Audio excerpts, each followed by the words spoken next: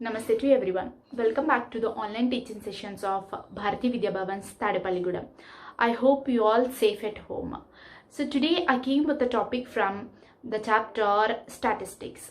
Statistics. It's a branch of mathematics which deals with the collection of data on different aspects of life of the people. So children, in previous classes we had studied about the representation of or the graphical representation of data. So we represented data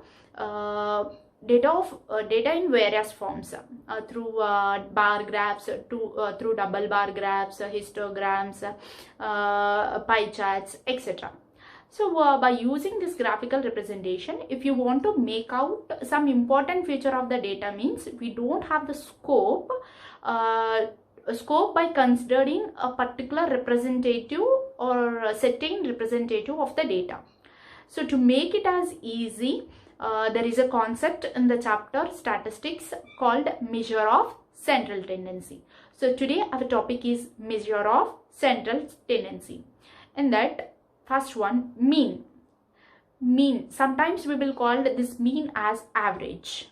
Mean is nothing but sum of observations is divided by number of observations. Mean is equals to sum of all observations by number of observations.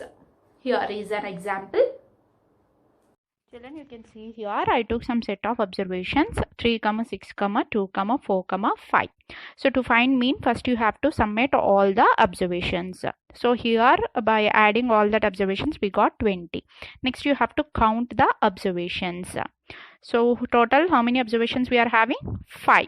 So the number of observations in the data is 5. So how many numbers are there? 5, and their addition is 20. So mean is nothing but sum of all observations by number of observations. So if you divide 20 with 5, we will get mean. So 4 is the mean here. Sometimes we will call mean. Let's take one more example. Mean is equals to sum of all observations by number of observations. So here I took 2, 4, 3, 7 as data. In that sum of all observations is 2 plus 4 plus 3 plus 7, which is equals to 16. Number of observations is equals to 4. Therefore mean is equals to 16 by 4, which is equals to 4. So mean is 4. So next one, median. So median is that the value of the given number of observations which divides it exactly into two parts. So that is nothing but middlemost term. So I'll explain it by taking an example. You can see here. Children, I took here some set of observations. To find median, first you have to arrange all the set of observations in ascending order. I arranged these in ascending order. So now you have to circle out the middle term of this odd number of observations. So here 4 is the middle one. So 4 is called median of this data. If you have even number of observations, means how we will find median. So here you can see I have only 4 observations. So for that, first you have to circle out the middle 2 observations. So middle 2 observations are 3 and 4. Now you have to add these 2 observations. So we got a 7. Now you have to divide this summation by 2. So that is 3.5. So median of this data is 3. Let's take 2 more examples, children. So in this example 1, I took odd number of observations. That means if you have count that observations, means we have 5 observations. So first you have to arrange, step 1 is to arrange them in a ascending order. So I have arranged them in ascending order.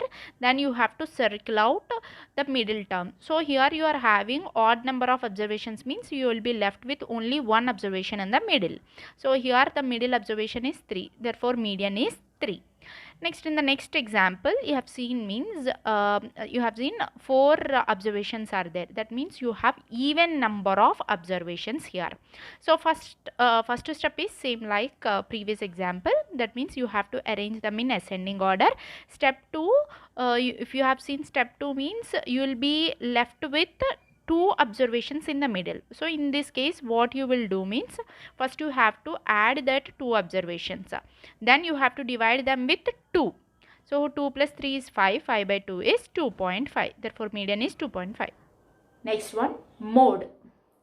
Mode of the observation is nothing but which occurs most frequently.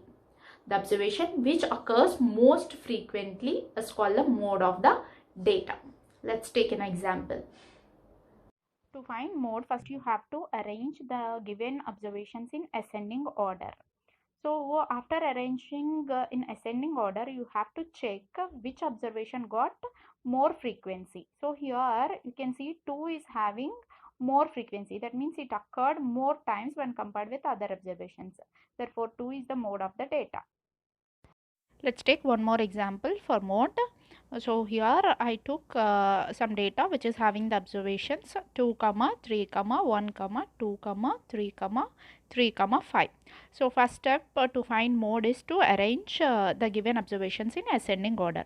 So I have arranged them in ascending order. Then check which observation occurred more times. So here if you check means 3 occurred 3 times. That means more than the other observations. Therefore mode is 3. So I hope you all got a clear idea about this measures of central tendency. Thank you.